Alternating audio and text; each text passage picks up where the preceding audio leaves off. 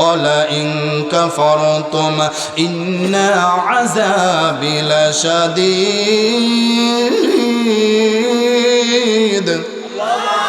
আর একটু জবান খুলে বলেন আল্লাহু আকবার। আল্লাহ তাআলা ডাকতে বলেন দুনিয়া মানুষের শোনো, তোমরা যখন আমার নামে তাকবীর দাও রব্বাকা ফাকাব্বির, তোমরা যখন আল্লাহু আকবার স্লোগান দাও, আমি আল্লাহ পাক রব্বুল আলামিন ওই বান্দার ভিতরে যদি হার্টের রোগ থাকে, আমি আল্লাহ তাআলা ওই বান্দার হার্টের রোগটাকে ভালো করে দেই। বলে সুবহানাল্লাহ। বান্দার ভিতরে যদি হার্টের রোগও থাকে আর যখন আল্লাহু আকবার ধ্বনি দেয়, আমি আল্লাহ তাআলা ওই বান্দার প্রতি এত খুশি হয়ে যায়, আমি আল্লাহ তাআলা ওই বান্দার হার্টের রোগটাকে ভালো করে দেই। বলেন সুবহানাল্লাহ। আমরা ওই আল্লাহ পাক রব্বুল আলামিনকে স্মরণ করে, যেই আল্লাহ তাআলা আমাদের জবান দিয়েছেন, যেই আল্লাহ তাআলা কণ্ঠ দিয়েছেন, এত সুন্দর আকৃতি দিয়েছেন, ওই আল্লাহকে খুশি করে কি একটা তাকবীর দিতে পারবো না? পারবেন না যুবক ভাইয়েরা? অবশ্যই তাকবীর দিয়ে আপনি জানাই দিবেন যে আমরা এলাকার মানুষ, আমরা যুবকেরা কুরআন প্রেমিক, রাসূল প্রেমিক, আমরা হলেন আবু বকরের উত্তরসূরি, আমরা হলাম হযরত ওমরের উত্তরসূরি। আমরা এখন মেনে করে চললে হবে না, কারণ আল্লাহ তাআলা বলেছেন রব্বাকা ফাকাব্বির, যারা আমার নামে তাকবীর দেয় তারা হলে আমার দলের লোক। বলেন না সুবহানাল্লাহ। এই জন্য আমরা দুই হাত একটু উঁচা করে আমরা তাকবীর দিয়ে জানাই দেব, বামুন গ্রামের যুবকেরা, কইনুনার যুবকেরা, আমরা জানাই দেব যে আমরা বীর মুসলমান, আমাদের ভিতরে ঈমান নামক বস্তুটা বাসা বেঁধেছে। আজকে এই কইনুনা গ্রামের ভিতরে জান্নাতের বাগান শুরু হয়েছে। দেখাই দিতে পারবেন না? ইনশাল্লাহ আমরা আওয়াজ দিয়ে দেখাই দেব। এর আওয়াজের ভিতরে যারা বাহিরে যারা আছে এবং তাদের ভিতরে কম্পন শুরু হয়ে যাবে, যে গ্রামের যুবক ভাইয়েরা আজকে জান্নাতের বাগানে বসেছে, তাদের কণ্ঠ আওয়াজ উঠেছে। এই আওয়াজ এই শুধু প্রথম আসমান থাকবে না, আল্লাহর আরশ আজিম পর্যন্ত পৌঁছায় যাবে ইনশাআল্লাহ। এই জন্য দুই হাত একটু উঁচা করেন, আমরা ইনশাল্লাহ তাকবীর দেব। লিল্লাহি তাকবীর, নারায়ে তাকবীর। আল কোরআনের আলো ঘরে ঘরে জ্বলো, আল হাদিসের আলো ঘরে ঘরে জ্বলো। কোরআন আছে যেখানে আমরা আছি সেখানে, কোরআন নাই যেখানে আমরা নাই যেখানে। নারায়ে তাকবীর, আল্লাহু আকবার, লিল্লাহি তাকবীর, আল্লাহু আকবার। আমরা হাত দেখিয়েছি কারে বলেন? আল্লাহকে হাত দিয়ে গেছি হাসরের ময়দানে। আমরা আল্লাহর কাছে বলে দিতে পারবো, আল্লাহ আমরা হয়তো বা তোমার ইবাদত বন্দি করি না, কিন্তু দুই হাত উঁচু করে, কারণ এই হাত একদিন আল্লাহর কাছে সাক্ষী দিবে, এই পা একদিন সাক্ষী দিবে, চোখ সাক্ষী দিবে, জবান সাক্ষী দিবে। ওই দিন আল্লাহর কাছে বলতে পারবো, আল্লাহ আমরা কইনুরা মাহফিলের ভিতরে বসে বসে তোমার নামে তাকবীর দিয়েছিলাম, আল্লাহ তাআলা এই তাকবীর ওসিলায় আল্লাহ আমাদেরকে মাফ করে দেবেন। সকলে বলে আল্লাহুম্মা আমিন। আল্লাহ তাআলা কোরআন কারীমের ভিতরে সুন্দর করে জানিয়ে দিয়েছেন, লা ইন শাকারতুম লা আযীদান্নাকুম ওয়া লা ইন কাফারতুম ইন্না আযাবি লাশাদীদ।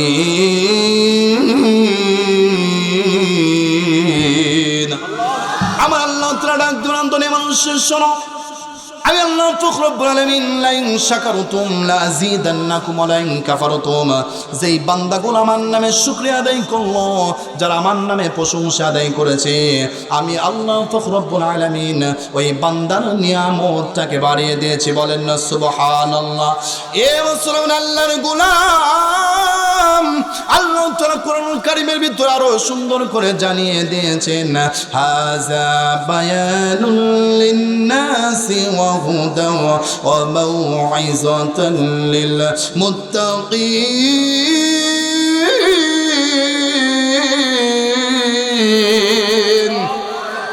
আমার আল্লাহ তাআলা ডাকতে বলেন, এ দুনিয়ার মানুষের শোনো, হাযা বায়ানুল লিন্নাস, আমি আল্লাহ তাআলা এমন একটি কিতাব নাজিল করেছি, এই কিতাব দিয়ে তুমি যদি জীবন যাপন করো, তাইলে আমার আল্লাহ তাআলা তোমাকে মুমিনদের কাতারে অন্তর্ভুক্ত করে নেবে। বলে সুবহানাল্লাহ।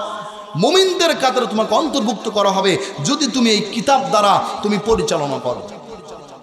আল্লাহ তাআলা সুন্দর করে বলেছেন, ইন্নামাল মুমিনুনা আল্লাযীনা ইযা যুকিরাল্লাহু ওয়াজিলাত কুলুবুহুম ওয়া ইযা তুলিয়াত আলাইহিম আয়াতুহু যাদাতুহুম ঈমানান ওয়া আলা রাব্বিহিম ইয়াতাওয়াক্কালুন। আল্লাহ তাআলা এর মধ্যে বলেছেন ইন্নামাল মুমিনুনা আল্লাযিনা ইযা যুকিরাল্লাহ, যখন মুমিনের সামনে যখন জিকির করা হয় মুমিনের অন্তরটা আল্লাহ তাআলা কম্পন সৃষ্টি করে দেয়, দিলটাকে পরিষ্কার করে দেয়। বলে সুবহানাল্লাহ। ওয়া ইযা তুলিয়াত আলাইহিম আয়াতুহু যাদাতুহুম ঈমানা, এবং তাদের সামনে যখন আয়াতগুলো যখন তেলাওয়াত করা হয় তখন মুমিনের ভিতরে যেমন ঈমান ছিল তার সেই থেকে আমার আল্লাহ তাআলা দ্বিগুণ পরিমাণ বৃদ্ধি করে দেয়। আপনি যখন ইমানদার হয়ে থাকে আল্লাহ তাআলা বলতেছেন আয়াতুহু যাদাতুহুম ঈমানা, মুমিনের সামনে যখন আয়াতগুলো যখন তেলাওয়াত হয়, আপনার যারা মুমিনদার এই মুমিনের সামনে যখন আয়াত তেলাওয়াত করা হয়, কোরআনের যখন কথাবার্তাগুলো যখন বলা হয়, আমার আল্লাহ তাআলা বলেন ওই বান্দার যতটুকু ঈমান আছে এই কোরআনের আয়াত শোনার পরে, কোরআনের কথা শোনার পরে আমার আল্লাহ তাআলা দ্বিগুণ পরিমাণ ঈমানটাকে বৃদ্ধি করে দেয়। বলেন সুবহানাল্লাহ। তার মানে যখন মুমিনদার হয়ে যাবেন তখন আপনি কোরআনের কথাগুলো শুনতে ভালো লাগবে, কোরআনের কথাগুলো শুনতে মজা লাগবে। আর যত সময় মুমিন হতে পারবেন না তখন দেখবেন ঘড়ির দিকে তাকাবেন, অমুকের দিকে তাকাবেন, অমুকের দিকে তাকাবেন, কারণ তার ভিতরে ঈমান নামক বস্তু এখনো বাসা বাঁধে নেই। মুসলমান খুব গভীর মনোযোগ দিয়ে কথাগুলো শুনে নেন। আল্লাহ পাক রব্বুল আলামিন কোরআন কারীমের মধ্যে বলেছেন أفحسبتم أنما خلقناكم عبثا وأنكم إلينا لا ترجعون।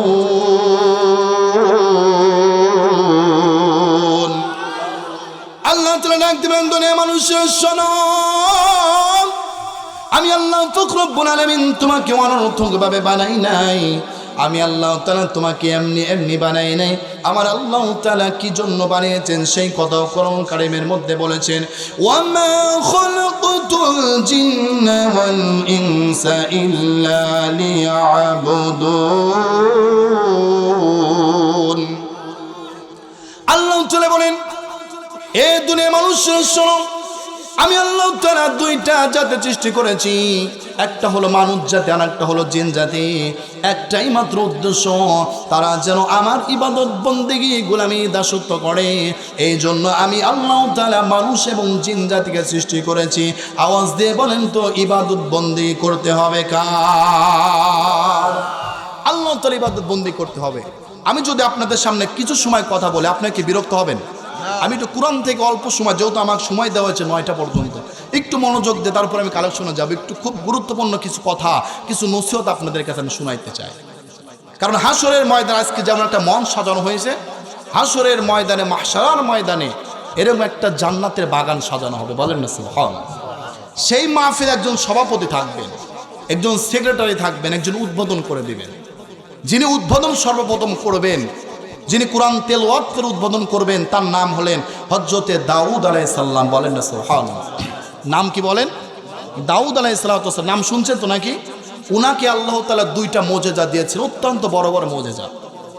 উনি যখন এই কিতাব যখন তেলাওয়াত করতেন, কিতাব তেলাওয়াত করার সময় সমুদ্রের যে মাঝখানে যে মাছগুলো আছে, উনার কণ্ঠ এত ছিল, তেলাওয়াত শোনার পরে সমুদ্রের মাছগুলো কিনারায় চলে আসতে। বলেন না সুবহানাল্লাহ। এবং আকাশ দিয়ে যে পাখিগুলো যাইতেন, উনার তেলাওয়াত এত মধুর ছিল, এত সুন্দর ছিল, এই তেলাওয়াত শোনার পরে এই পাখিগুলো নিচে চলে আসতেন। বলেন না সুবহানাল্লাহ। 2 নম্বর মুজিজা, উনি লোহার উপর হাত দিলে লোহা গলে যাইতেন। লোহার উপর হাত দিলে কি হইতেন? লোহা গলে যাইতেন। আমরা হাত দিলে কি গলবে? কথা বলেন, গলবে না। ওনাকে আল্লাহ মুজিজা দিয়েছিলেন, উনি লোহার উপর হাত দিয়ে অস্ত্র বানাইতেন। কাজ করার জন্য উনি অস্ত্র বানাইতেন, লোহার উপর হাত দিয়ে দে। আমরা তো কামারের কাছে নিয়ে যাওয়ার পুরানো পর তারপরে আমরা অস্ত্র বানাই। কথা বলেন ঠিক কিনা? কিন্তু উনাকে আল্লাহ এমন একটা মুজিজা দিয়েছেন, লোহার উপর হাত দেওয়ার সঙ্গে সঙ্গে গলে যাইতেন। বলেন না সুবহানাল্লাহ। এই দাউদ আলাইহিস সালাম উনি দুনিয়া থেকে বিদায় নেবেন। উনি উনার কলিজার টুকরা সন্তান ছিল 19টা। কয়টা বলেন? 19টি। একটু ভালো করে বোঝানোর জন্য আমি কাটা কাটা কথা বলছি। 19টা সন্তান ছিলেন। উনি যখন বৃদ্ধ হয়ে গেলেন তখন উনি চিন্তা করলেন আমি তো দুনিয়া ছেড়ে বিদায় নিয়ে চলেই যাব, কিন্তু উনি একজন বাদশাহ ছিলেন। চলে যাওয়ার পরে এই বাদশার দায়িত্ব কে পালন করবে? বাদশার দায়িত্ব কে পালন করবে? এই চিন্তাধারা করে উনি চিন্তায় পড়ে আছে। এমন সময় আল্লাহ পাক রব্বুল আলামিন জিবরাইলের মাধ্যমে আল্লাহ তাআলা জানাই দিলেন, ও দাউদ আলাইহিস সালাম, তুমি তোমার কলিজার টুকরা সন্তানদের কাছে যেই সন্তানের ভিতরে ইনসাফ ভিত্তিক আছে, যেই সন্তান আমলদারি, এই সন্তানকে তুমি বাদশার দায়িত্ব দিবা। বলেন না সুবহানাল্লাহ। যেই সন্তান আমলদারি, এই সন্তানকে বাদশার দায়িত্ব দিবা।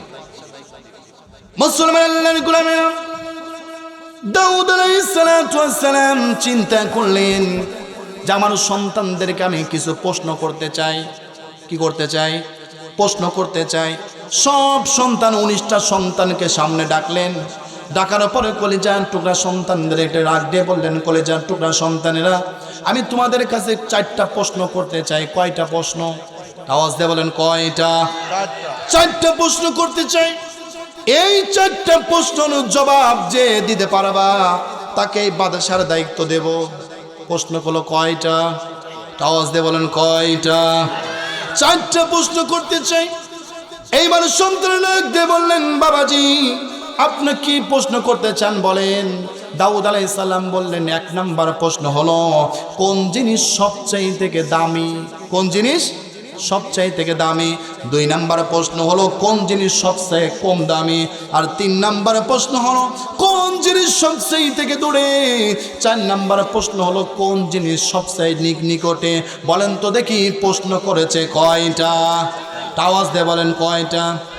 মাশাআল্লাহ, অত্যন্ত মনোযোগ আছে আপনাদের। আমি গত পরশুদিনে মাহফিলে এরকম চোতা পাই নাই, বলে আলহামদুলিল্লাহ। পরশুদিন আমার মাহফিল ছিল লাউদকান্দি, তার আগের দিনও, তার একদিন আগেও আমার একটা মাহফিল ছিল সাতিয়াতে। এরকম আল্লাহ রহমতে কোরআন প্রেমিক এরকম চোতা পায় নাই। যাই হোক, মনোযোগ সহকারে শুনবেন। 4টা প্রশ্ন করার পরে কলিজার টুকরা সন্তানেরা এরকম এক একজন এক এক রকম প্রশ্ন করলে উত্তর দিলেন। এক সন্তান ডাক দিয়ে বললেন, আব্বাজান আমার কাছে স্বর্ণের দাম বেশি মনে হয়। কিসের দাম? স্বর্ণের দাম বেশি মনে হয়, কারণ বর্তমান 1 ভরি স্বর্ণের দাম 2 লক্ষ টাকার উপরে। স্বর্ণের দাম বেশি মনে হয়। এক সন্তান বললেন, আমার কাছে হীরার দাম বেশি মনে হয়। এক সন্তান বললেন, ডায়মন্ডের দাম বেশি মনে হয়। এক সন্তান বললেন, আমার কাছে আমেরিকা সবচেয়ে দূরে, আমার কাছে চীন দূরে। এক একটা সন্তান এক এক রকম মতামত জানাইলেন। সর্বশেষ একটা সন্তান মাথাটা নিচুর দিকে করে পিছনের দিকে বসে আছেন। বলেন না সুবহানাল্লাহ। এইবার এই সন্তানের নাম হলেন হযরতে সুলাইমান আলাইহিস সালাম। বলেন না সুবহানাল্লাহ। নাম কি বলেন? সুলাইমান আলাইহিস সালাম। ইনাকে আল্লাহ অনেক মুজিজা দিয়েছেন, বিস্তারিত বলতে অনেক সময় লেগে যাবে। এই সুলাইমান আলাইহিস সালামকে বললেন, বাবা তুমি এই প্রশ্নের জবাবগুলো দাও। সুলাইমান আলাইহিস সালাম বললেন, আব্বাজান আমার ভাইরা যেই প্রশ্নের জবাব দিয়েছে, এই প্রশ্নের জবাবের সঙ্গে আমি সুলাইমানের জবাব মিলবে। মুসলমান আল্লাহর গোলাম, একটু দিলের কান চালাবে শোনেন। এইবার দাউদ আলাইহিস সালাম সুলাইমানকে বললেন, ও সুলাইমান তুমি প্রশ্নের জবাবগুলো দাও। এইবার সুলাইমান ডাক দিয়ে বলেন, আব্বাজান আমার ভাইরা 1 নাম্বার আপনি প্রশ্ন করেছেন কোন জিনিস সবচেয়ে থেকে বেশি দামি। ও আমার আব্বাজান, আমার কাছে দুনিয়ার স্বর্ণের দাম বেশি মনে হয় না, আমার কাছে রূপার দাম বেশি মনে হয় না, আমার কাছে হীরার দাম বেশি মনে হয় না। জীবনে টাকা থাকলে স্বর্ণ কেনা যাবে, জীবনে টাকা থাকলে হীরা কেনা যাবে, জীবনে যদি টাকা থাকে তাহলে ডায়মন্ড কেনা যাবে। আমার আব্বাজান আমার কাছে একটা জিনিস সবচেয়ে থেকে বেশি মনে হয়। এ মুসলমান আল্লাহর গোলাম, দাউদ আলাইহিস সালামকে ডাক দিয়ে বললেন, আল্লাহর নবী আমার কাছে ওই জিনিস সবচেয়ে থেকে বেশি মনে হয় হাসরের ময়দানে, মাহশারের ময়দানে কঠিন মুসিবতের সময় যখন একটা নেকির জন্য মানুষ জাহান্নামে চলে যাবে, মা সন্তানের কাছে যাবে, সন্তানের কাছে বলবে, ও আমার কলিজার টুকরা সন্তান, ও আমার কলিজার টুকরা সন্তান একটা নেকি দাও। সন্তান বাবার কাছে চলে যাবে, বাবা একটা নেকি দেবে না, মা একটা নেকি দেবে না। একটা নেকির জন্য মানুষ জাহান্নামের মধ্যে চলে যাবে। ও আমার আব্বাজান আমার কাছে সবচেয়ে থেকে বেশি দামি মনে হয় ওই হাসরের ময়দানে ওই একটা নেকির দাম সবচেয়ে থেকে বেশি। কিসের দাম বেশি বলেন? নেকির দাম। আমরা যারা এখানে বসেছি বলেন তো দেখি আমাদের নেকি হচ্ছে কিনা? কুরআন হাদিসের মধ্যে আছে, কোনো মানুষ যদি কোরআনের কথা শোনার জন্য অল্প সময় যদি বসে থাকে, তার আমল নামায় আমার আল্লাহ পাক রব্বুল আলামিন 60 বছর ইবাদত বন্দেগী করলে যে সওয়াব, আমার আল্লাহ তাআলা তার আমল নামায় ওই পরিমাণ সওয়াব দান করে। বলেন না সুবহানাল্লাহ। শুধু বসে আছেন, বসে থেকে মনোযোগ সহকারে কোরআনের কথা শোনার জন্য এখানে আমরা যে মানুষগুলো আছি 60 বছর কিন্তু অনেকেরই বয়স হয়নি, হয়েছে বলেন? হয় নাই, কিন্তু তারপরেও এই বসে থাকার কারণে আমার আল্লাহ পাক রব্বুল আলামিন আপনার আমল নামায় 60 বছর ইবাদত বন্দি করার সওয়াব দান করে দেবে। বলেন না সুবহানাল্লাহ। আমল বেশি করা লাগবে, অল্প আমলে আপনার নেকি বেশি হয়ে যাবে। একদিন মসজিদে নববীর ভিতরে আল্লাহ রাসূল পাক সাল্লাল্লাহু আলাইহি সাল্লাম বসে আছেন। কোথায় বসে আছেন? মসজিদে নববীর ভিতরে। দেখে এসেছি যে জায়গায় আল্লাহ রাসূল পাক সাল্লাল্লাহু আলাইহি সাল্লাম বসে থাকছেন, আহলে সুফফা যাকে বলা হয়, স্বচক্ষে আল্লাহ তাআলা কবুল করেছিলেন। এই জায়গায় বসে আছে, এমন সময় জিবরাইল আলাইহিস সালাতু ওয়াস সালাম আল্লাহর নবীর কাছে আসলেন, কিছু কথা বললেন। খুব মনোযোগ দেন। কথা বলার পরে কিছু সময় পরে জিবরাইল আলাইহিস সালাম আল্লাহ রাসূলকে বললেন, ইয়া রাসূলুল্লাহ হাবিবাল্লাহ, আমি আপনার দরবার থেকে এখন চলে যাইতে চাই। আপনার দরবারে একজন সাহাবী আসতেছে। বলেন না সুবহানাল্লাহ। এই সাহাবীর নাম হলো হযরত আবু যর গিফারি। নাম কি বলেন? আবু যর গিফারি। এ মুসলমান আল্লাহর গোলাম, আল্লাহ রাসূল জিবরাইল আলাইহিস সালাতু ওয়াস সালামকে ডাকতে বললেন, ও জিবরাইল, তুমি কেমনে ভাবে আবু যর গিফারিকে কেমনে ভাবে চেনো? জিবরাইল ডাকতে বললেন, ইয়া রাসূলুল্লাহ, ইয়া হাবিবাল্লাহ, শুধু আমি একা চিনি না, আকাশের ভিতরে যতগুলো ফেরেশতা আছে সব ফেরেশতা আবু যর গিফারিকে চেনে।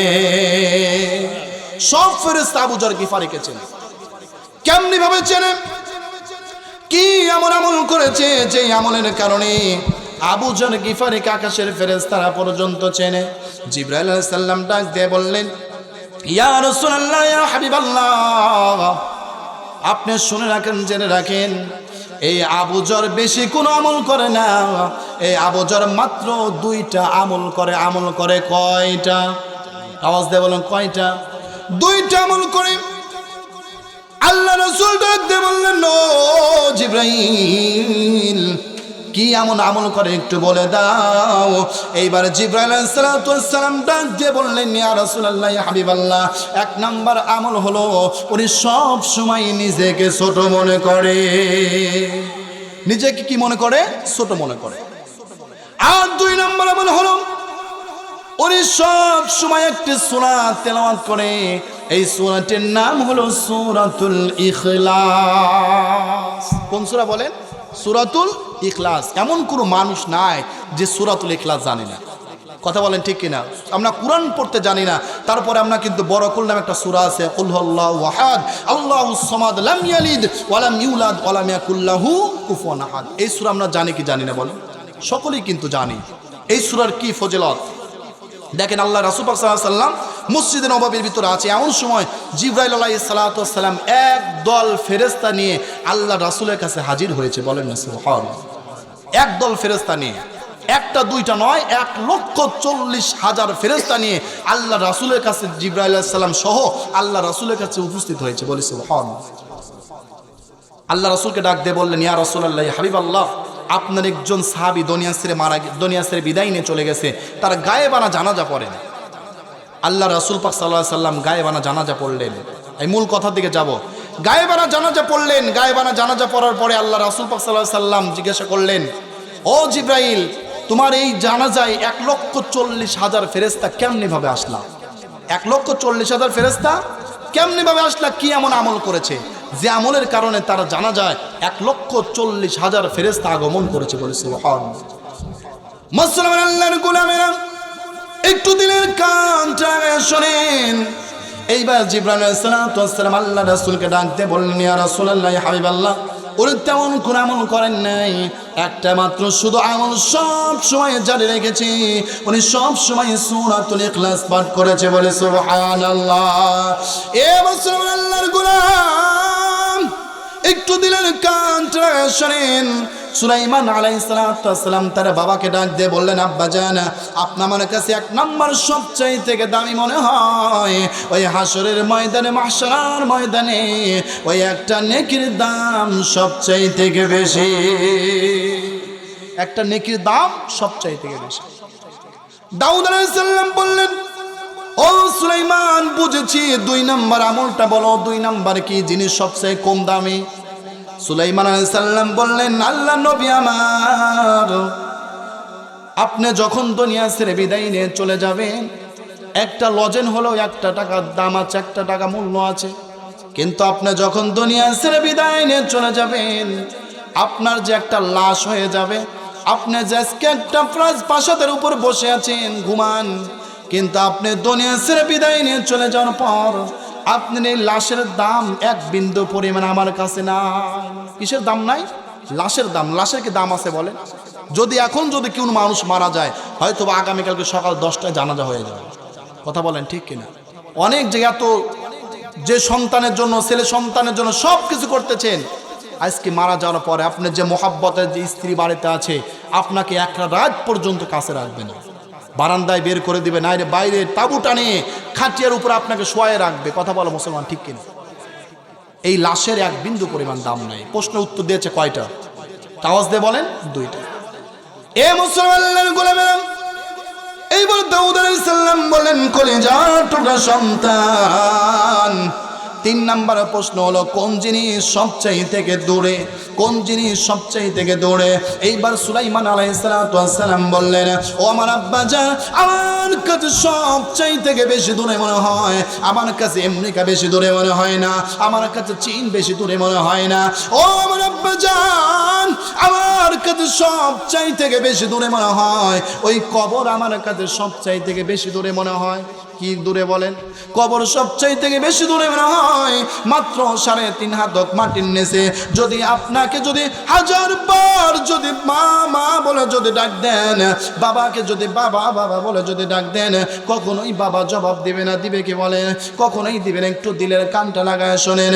একদিন আল্লাহর নবী কবরের পাশ দিয়ে যাচ্ছিলেন, এমন সময় লক্ষ্য করে তাকায় দেখে একটা কবরের ভিতরে দাও দাও করে আগুন জ্বলতেছে। এ মুসলমানের গোলাম, আল্লাহ নবী সাহাবীদেরকে ডাক দেবেন, ও সাহাবীরা, এই কবরবাসীর ভিতরে একটা কবরের ভিতরে দাও দাও করে আগুন জ্বলে, তুমি এলাকার ভিতরে গেলাম দিয়ে দাও, এলাকার ভিতরে তুমি ঘোষণা করে দাও যেন তারা যারা আত্মস্বজন এসে কবরের পাশে দাঁড়ায় যায়। এ মুসলমানের গোলাম, একটু দিলেন কানটা লাগায় শোনেন, দিলটা একটু নরম করে দিয়ে শোনেন। এইবার সাহাবীরা এলাকার ভিতরে চলে গেলেন। চলে যাওয়ার পরে ঘোরাঘুরি শুরু করলেন। সব আত্মস্বজনকে ঘোষণা করে দিলেন, যার যার আত্মস্বজন কবরের পাশে আছে, যার যার আত্মস্বজনের কবরের পাশে দাঁড়ায় যাও এবং তাদের জন্য তোমরা দোয়া করতে থাকো। সব মানুষ তার আত্মস্বজনের কবরের পাশে চলে আসলো। এখানে যদি আপনাদের কাছে ঘোষণা করে দেয় আপনাদের আত্মস্বজনের কবরে আযাব হয়, বলেন তো দেখে আপনারা যাবেন কি যাবেন না? যাবেন। সবাই কিন্তু চলে যাবে। এলাকার ভিতর থেকে সব মানুষ যখন যার যার আত্মস্বজনের কবরের পাশে যখন চলে যায়, এ মুসলমান আল্লাহর গোলামেরা, কিন্তু যেই কবরে আযাব হয় সেই কবরের এখনো পর্যন্ত কোনো মানুষ খুঁজে পাওয়া যায় না। এ মুসলমান আল্লাহর গোলাম, একটু দিলেন কানটা লাগায় শোনো। এইবার আল্লাহর নবী সাহাবীদেরকে বললেন, ও সাহাবীরা, যেই কবরে আযাব হয় এখনো পর্যন্ত ওই কবরের কোনো মানুষ আসলো না, তাড়াতাড়ি করে মদিনার বাজারে চলে যাও, তাড়াতাড়ি করে মানুষ এলাকার ভিতরে ঘোষণা করে দাও, দেখো কোনো মানুষ এখনো বাদ আছে কিনা। সাহাবীরা এলাকার ভিতরে চলে গেলেন। এলাকার ভিতরে চলে যাওয়ার পর খোঁজাখুঁজি শুরু করলেন। খোঁজাখুঁজি শুরু করার পর শুনতে পেলেন এই এলাকার ভিতরে একজন মুরব্বী মা আছে, এই মায়ের একটা সন্তান মারা গিয়েছে। এই মায়ের কাছে সাহাবীরা চলে গেলেন। চলে যাওয়ার পর এই মাকে ডাক দিয়ে বললেন, মা গো, আপনার কি কোনো সন্তান দুনিয়া ছেড়ে বিদায় নিয়ে চলে গেছে? জনম দুঃখিনী মা ডাক দিয়ে বললেন, তোমরা কারা চিনি না? হ্যাঁ, আমার কিছুদিন আগে আমার সন্তান দুনিয়া ছেড়ে বিদায় নিয়ে চলে গেছে, আপনার সন্তানের কবরের পাশে একটু যাওয়া লাগবে। এই মা ডাক দিয়ে বললেন, না, যাইতে পারবো না। যাবার পরে মা ডাক দিয়ে বললেন, কে পাঠিয়েছে তোমাদের কাছে? কে পাঠিয়েছে? তখন বললেন, আল্লাহ রাসূল আপনাকে পাঠিয়েছে, আপনি আল্লাহ রাসূলের কাছে একটু যাবেন। এই মা আস্তে আস্তে করে আল্লাহ রাসূলের কাছে চলে গেলেন। এ মুসলমানের গোলাম, একটু দিলেন কানটা লাগায় শোনো। এইবার বুড়ি মা আল্লাহ রাসূলের কাছে চলে গেলেন। আল্লাহ রাসূলের কাছে যাওয়ার পরে আল্লাহ রাসূল ডাক দিয়ে বললেন, মা, ও মা, আপনার সন্তান দুনিয়া ছেড়ে বিদায় নিয়ে চলে গেছে। মা ডাক দিয়ে বললেন, হ্যাঁ, আমার সন্তান কিছুদিন আগে দুনিয়া ছেড়ে বিদায় নিয়ে চলে গেছে। এইবার মাকে ডাক দিয়ে বললেন, ও মা, আপনার কলিজার টুকরা সন্তানের কবরের ভিতরে দাউ দাউ করে আগুন জ্বলতেছে। আপনার সন্তানের কবরের ভিতরে একটা নয়, দুইটা নয়, আপনার সন্তানের কবরের ভিতরে 99টা সাপ নামায়া দেওয়া হয়েছে। ও মা, আপনার সন্তানকে আপনি মাফ করিয়ে দেন। এইবার মা যা দেখেন কতটা কষ্ট পেয়েছে, মা ডাক দিয়ে বললেন, আলহামদুলিল্লাহ। কি বলতেছেন?